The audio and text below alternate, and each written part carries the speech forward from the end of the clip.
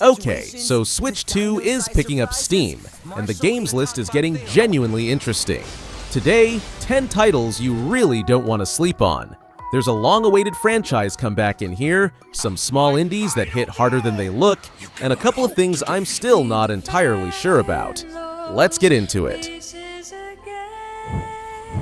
The second part of the FF7 Remake trilogy landed on PS5 in February 2024, swept over 40 Game of the Year awards, and is now making its way to Switch 2.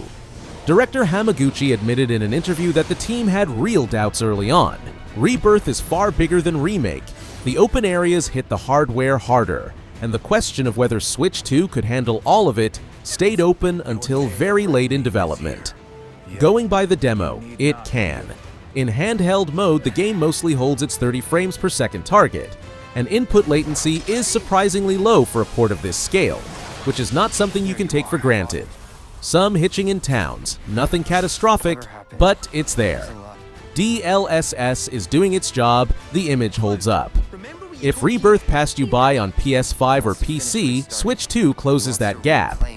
And with the third part of the trilogy already in development, the window to catch up is not unlimited. The demo covering the first 2 chapters is free right now. Sephiroth stole the black materia, meaning he could destroy it. And rule over the planet with Genova at his side. Sephiroth! Nobody saw this coming in early May. No announcement, no leaks. Nintendo simply launched a dedicated Star Fox Direct through the Nintendo Today app, and 10 minutes after the notice went out, the broadcast was already live. The new game is the second remake of Star Fox 64, following the 3DS version from 2011, and the first major entry in the series in 10 years. Community reaction landed exactly where you might expect. Some people are just glad anything exists after a decade of silence. Others are frustrated that it's yet another remake of the same game instead of something new. The character designs spark their own argument. Fox, Falco, Peppy, and Slippy now look noticeably more animalistic. And the franchise's original character designer publicly said he prefers the look from the recent animated film. That is not a minor complaint. On the mechanical side, things look genuinely interesting. 2-player co-op with a pilot and gunner split, Joy-Con 2 mouse mode for aiming, game share support for sessions with Switch 1 owners. Switch 2 exclusive $59.99. And that price is worth pausing on because no trailer yet has made a clear case for why a remake of a 1997 game costs that much. Are you seeing this, James? According to my instruments, the atmosphere is highly... What can I say? My new boss pays better. Hey, Peppy! Catch! The names behind this one tend to get attention. Davey Wreden, the person behind the Stanley Parable and The Beginner's Guide. Carla Zimonia, co-creator of Gone Home, and Daniel C. 418 Rosenfeld, who wrote the Minecraft soundtrack. All 3 got together to make a cozy game about a tea shop, which sounds odd even given their combined resume. Wanderstop follows Alta, a previously undefeated fighter who, after 2 losses, ends up somewhere she does not want to be. Not in a training hall, but behind the counter of a tea shop in some magical forest. The game actively resists the impulse to grind and grow, and that is the whole point. Either that idea hooks you in the first 10 minutes, or it doesn't. On PC and consoles, it came out in March 2025 and landed well, especially for its writing. There is something bitter in the background though. Ivy Road shut down at the end of March 2026 due to lack of funding, meaning the Switch version arrives without a living team behind it. Someone else finished this port.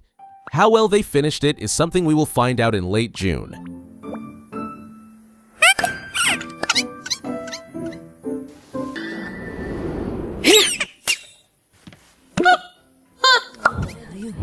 A gothic RPG about the 18th century, necromancy, and a slow descent into madness.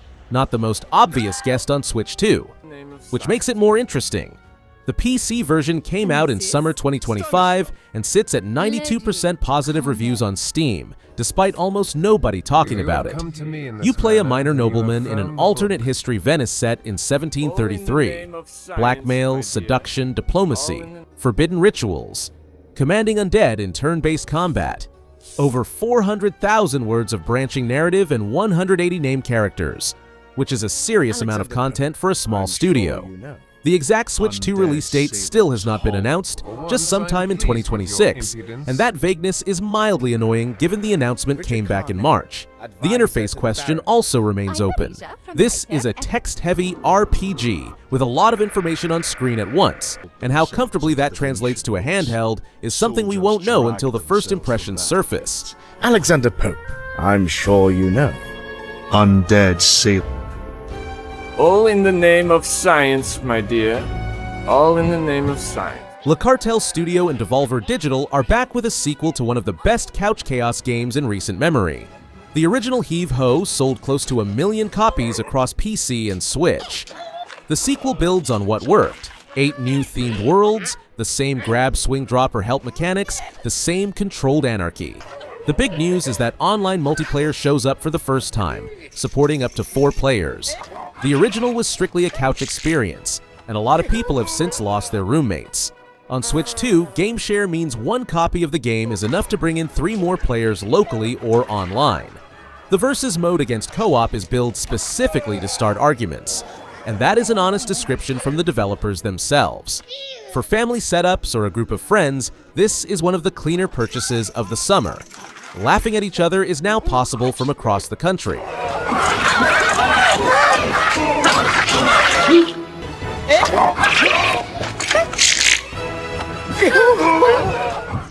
Dragon Ball Sparking Zero is already on Switch and Switch 2, and if you're a Budokai Tenkaichi fan, it's probably been in your library for a while. Bandai Namco have now announced the game's biggest expansion yet. Super limit-breaking Neo adds over 30 new characters spanning the original Dragon Ball, Z, GT, and Super eras, including series debuts like Champa and GT Vegeta, plus 4 new stages, over 20 costumes, and a new mode. All of that sounds great on paper. There is one thing worth knowing up front though. The Switch and Switch 2 versions will arrive later than PS5, Xbox, and PC, with no date given for when exactly. This is not the first time DLC for this game has come to Nintendo platforms on a delay, and Bandai Namco has not explained why it keeps happening. The options are to wait, or to play it somewhere else. There is no third choice here. You're going to die, fool! As I am now, I can more than back once more, but good. Your evil can't be allowed to exist in this world.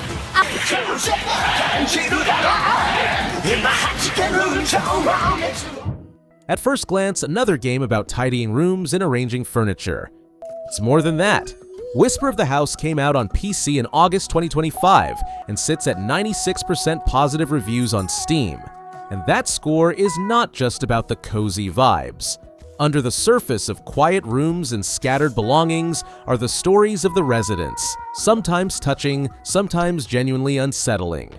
An abandoned alchemy workshop, a faded photograph left behind in a hospital room, a garden hiding something it shouldn't. You clean, you rearrange, and you accidentally piece together someone else's life. Over 1,800 items of furniture and 10 unique floor plans. One thing does disappoint. This is a Switch 1 port only, with no Switch 2 version. The handheld touchscreen would be a perfect fit for a game like this, literally tapping and dragging objects around. Why the Switch 2 was left out is unclear, though in fairness the original Switch touchscreen is still there and still works.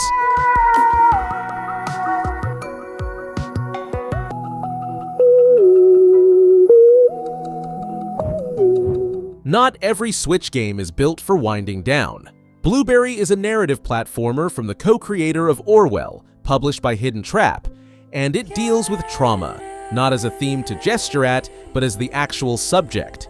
You climb a tower of life, reliving key memories from a woman's past spanning childhood to old age, slowly assembling the fragments of a story the game has been quietly hiding from you. The topics are serious: depression, addiction, intergenerational trauma, forgiveness. And the pixel art does not soften any of it. Mechanically, it mixes platforming, branching dialogue, and small minigames, where you manage the protagonist's emotional state. Visually modest deliberately. This is not the kind of game you want to run in a loud room on a big screen. Switch in handheld mode, headphones somewhere quiet. That is probably exactly how it is meant to be played. Before they get pieces of me are... Odin Cat, the studio behind Meg's Monster and Bears restaurant, has a track record of making small games that land harder than they look. Mousebusters seems to be heading in the same direction. The protagonist wakes up the morning after moving into a new apartment and finds they have been turned into a mouse. The only way out is to help a gruff fellow rodent called Chief clear the entire building of ghosts that feed on the negative emotions of the residents. Every apartment is a separate story. Every neighbor has something buried. It is a pixel art action-adventure, mixing stealth, investigation, and arcade shooting against ghost weak points, with the Switch version getting additional shooting modes on top of the main campaign. The game was announced back in 2024 and has slipped its window a couple of times since, which is slightly concerning on the Polish front. But Odin Cat has yet to put out something cynical or careless, and right now that is the most relevant fact about this one.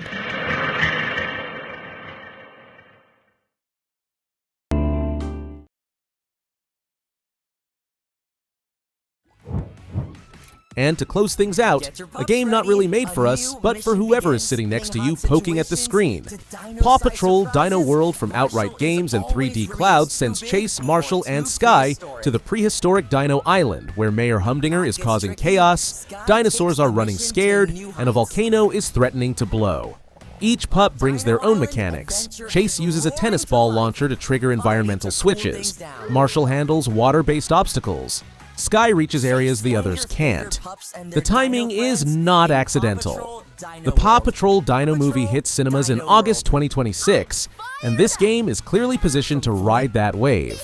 2-player co-op, physical Switch release available for pre-order now. This is a children's game made specifically for children, and judging it by any other standard would miss the point entirely. If the kid in the house is a POW Patrol fan, the decision basically makes itself. When the path gets tricky, Sky takes the mission to new heights.